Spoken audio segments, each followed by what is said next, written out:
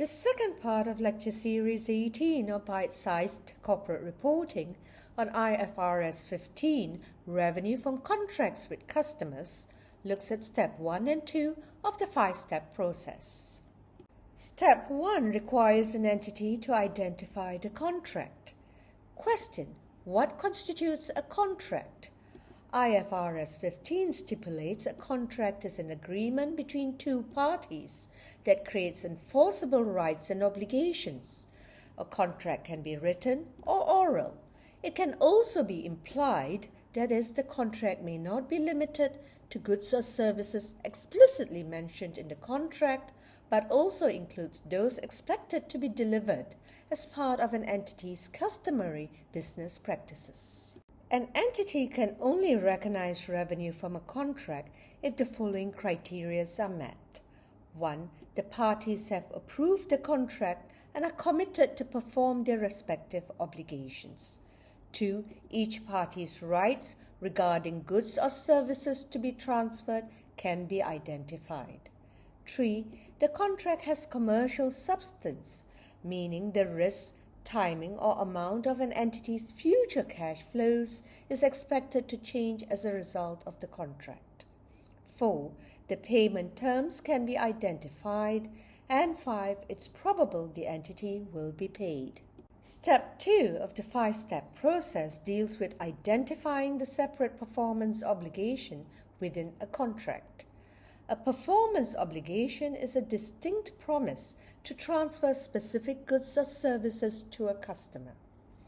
A promised good or service is distinct if 1.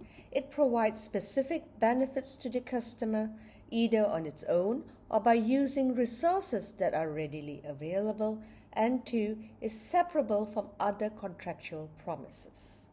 It is possible for some contracts to contain more than one performance obligation. For example, an entity enters into a contract to sell a car, which includes 3 years of free servicing and maintenance. When identifying the separate performance obligation, it is important to assess the nature of the obligation. If the entity provides the specified goods or services itself, the entity is the principal and has control of the goods or services and thus shall recognize the revenue on transfer or control of the goods or services to the buyer.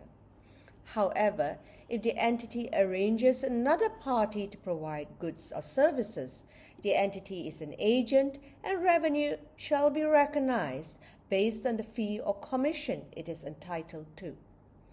In the case of warranties, if the warranty is an assurance the product will function as it's intended, the warranty shall be accounted in accordance with IAS 37 provisions, contingent liabilities and contingent assets. The recognition and measurement principles of IAS 37 was covered in Lecture Series 12. On the other hand, if the customer has the option to purchase the warranty separately, it should be treated as a separate performance obligation and falls within the scope of IFRS 15. The final part of Lecture Series 18 on IFRS 15, Revenue from Contracts with Customers, will focus on Step 3, 4 and 5 of the 5-step process. Thank you and have a nice day.